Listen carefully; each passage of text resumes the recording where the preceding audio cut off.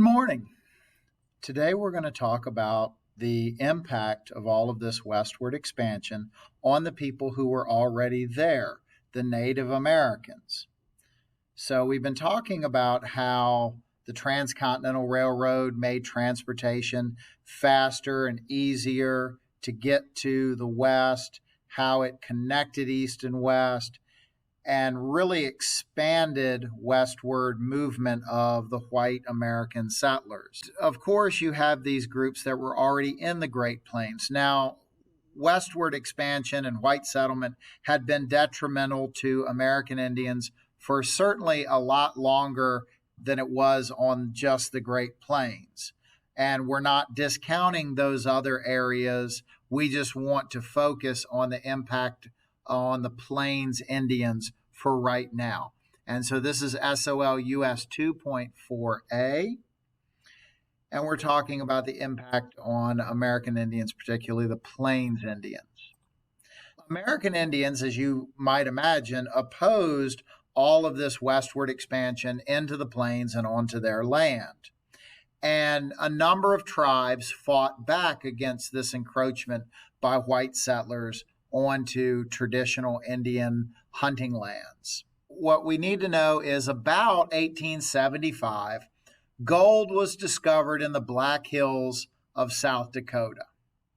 And like in other places, Georgia especially, when gold was discovered, the U.S. government tended to ignore any previous treaties that they'd had with the Native Americans and move them on and allow white settlers and white gold prospectors into those guaranteed, really, Indian land. By the late spring of 1876, these Indians who are resisting this encroachment are gathering in a camp in the Montana Territory along the Little Bighorn River, which the Native Americans called the Greasy Grass.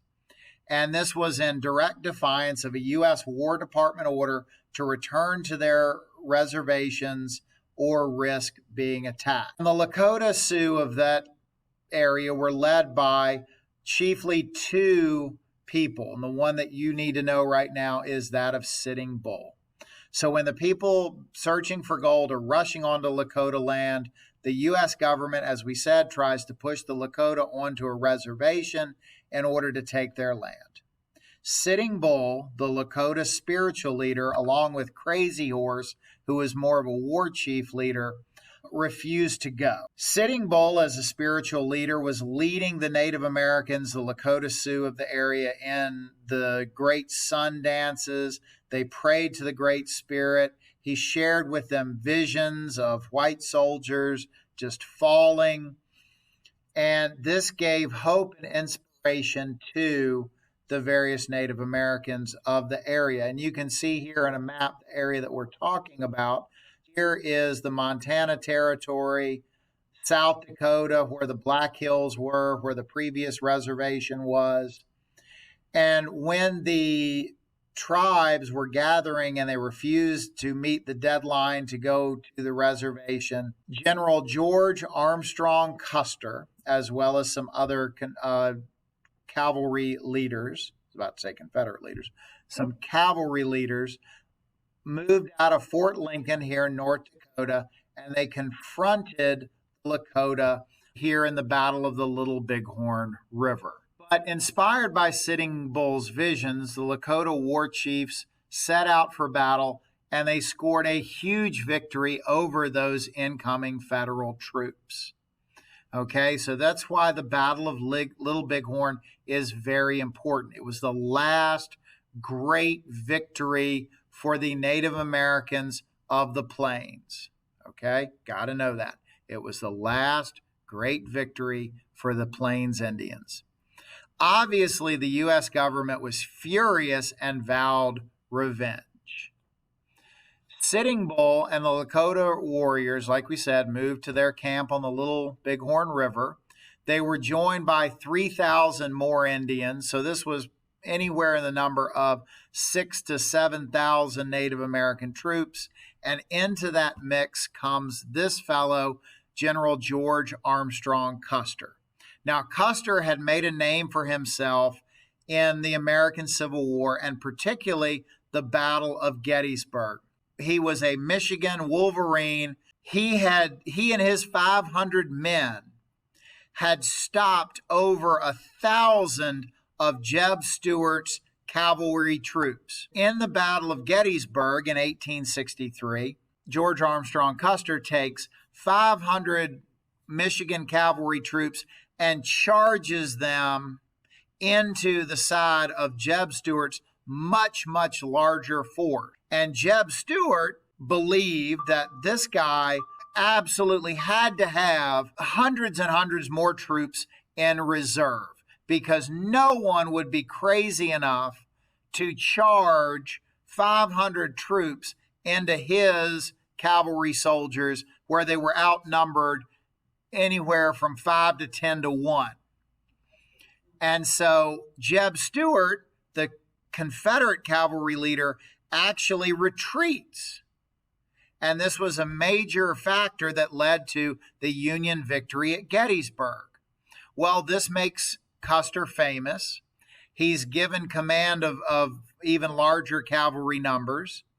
And after the Civil War, he goes out to the plains to be an Indian fighter.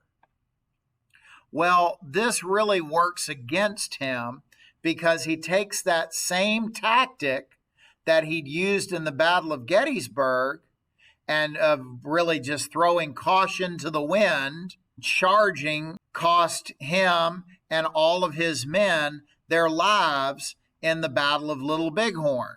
He had no idea how many Indians he was up against. He had divided his troops. When he did that, he charged into this camp, and he and his men were summarily slaughtered by the Native Americans. Okay, and there's kind of a painting of the last stand of the Americans in the Battle of Little Bighorn. And here's a short video. Atrocities were committed by both sides. In 1864, U.S. soldiers attacked a peaceful Indian village near Sand Creek in Colorado, killing 150 Indians. Most of them were women and children, and their bodies were mutilated. Sand Creek was a massacre because they attacked while it was still dark. They attacked villages of innocent men, women, and children, and they annihilated them and massacred them.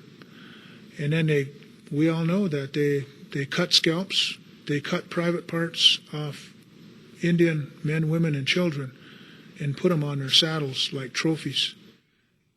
Even Kit Carson, who had fought the Indians in many battles, spoke out against the brutal attack. "'Tain't natural for brave men to kill women and little children. No one but a coward or a dog would do it. All whites should be ashamed." The Sand Creek massacre angered Indians and stiffened their resolve to resist white encroachment, which was becoming more frequent as the United States expanded westward. In 1874, thousands of gold seekers poured onto Indian land in the Black Hills in South Dakota. The Black Hills were given to the Indians as part of the Fort Laramie Treaty of 1868. The Indians considered this area sacred, and the U.S. promised that no whites would ever be permitted to enter it. Yet the government did little to stop the gold seekers. To avoid possible hostilities, the government offered to buy the Black Hills. When the Indians refused to sell, the government ordered them onto their reservations. Many refused, so the army sent soldiers into the plains to force them back. Indians were hunted down, and if they refused to surrender, they were killed. One of the officers in charge of hunting down the Indians was Lieutenant Colonel George Armstrong Custer, a fearless and brilliant officer who wanted to achieve a spectacular victory over the Indians. Blinded by his ambition for glory, Custer attacked an Indian village without first finding out how many braves he would be up against. What looked like a village of several hundred was actually a summer gathering of tribes numbering as many as 12,000. Custer's men were outnumbered 10 to 1 and were wiped out in less than an hour of frantic fighting in what has become known as the Battle of the Little Bighorn. The Battle of the Little Bighorn may have seemed like a major victory for the Indians, but it wasn't. In fact, it was the beginning of the end. When news of Custer's defeat reached the East, newspapers demanded that something be done. This was a cold-blooded, barbarous massacre of men. When will the government realize that Indians are not men? The battle wasn't a massacre at all. Custer and his men had attacked the Indians first. The Battle of the Little Bighorn was not a massacre by the Indians. It was a battle where Custer came in armed with one of the most highly respected cavalry units in the United States Army. That was the 7th Cavalry, one of the finest fighting units, and General Custer, who was under commission from President Grant, knew that in order to correct the problem, the Indians had to be put on reservations.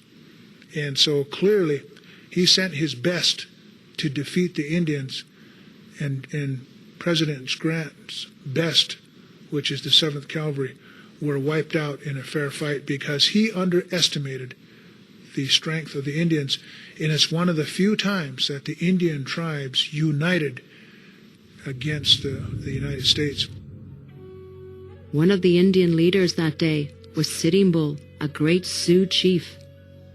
All my warriors were brave and knew no fear. The soldiers who were killed were brave men too, but they had no chance to fight or run away. They were surrounded too closely by our many warriors. We did not go out of our own country to kill them. They came to kill us and got killed themselves. So after the Battle of Little Bighorn, Sitting Bull bravely led his people across the plains to try to avoid capture by angry soldiers who were seeking revenge and retaliation for the loss of Custer and his men of the 7th Cavalry.